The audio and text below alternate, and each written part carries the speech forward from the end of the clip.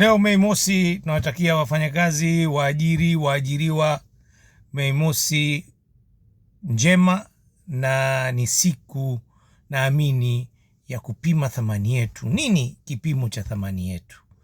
Leo binadamu hupimwa na nini? Wengine watasema pesa, cheo, uhai au watoto wengi.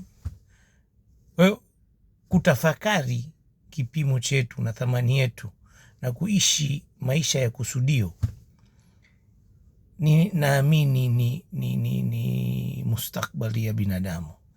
Na leo kwa kweli kwenye karne hii ya teknolojia na akili mnemba na tuseme mambo mengi ambayo dunia imeifanya ndogo, muhimu ni kujenga uwezo, na uwezo ndio inakugusa we mwenyewe. Leo uwezo wako wa msingi unapozaliwa kwenye imani yako, kwenye maadili yako, kwenye malezi yako, ni uwezo muhimu sana.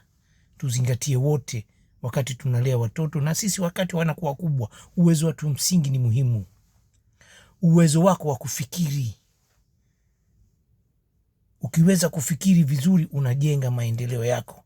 Uwezo wako wa kudhibiti hisia inakufanya imara kwenye maamuzi.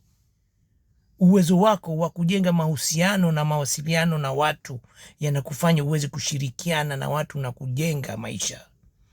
Na uwezo wako wa ujuzi, kama umesomea kitu, kama una fani, uwe na shauku ya kuwa mbobezi kwenye ujuzi hiyo.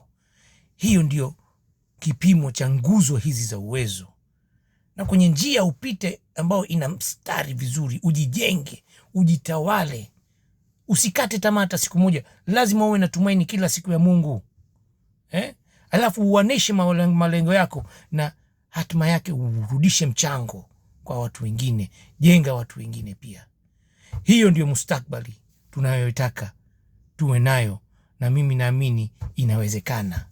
Pambana, endelea, jenga uwezo, fungua uwezo na jenga mustakbali yako. Mei Mosi njema.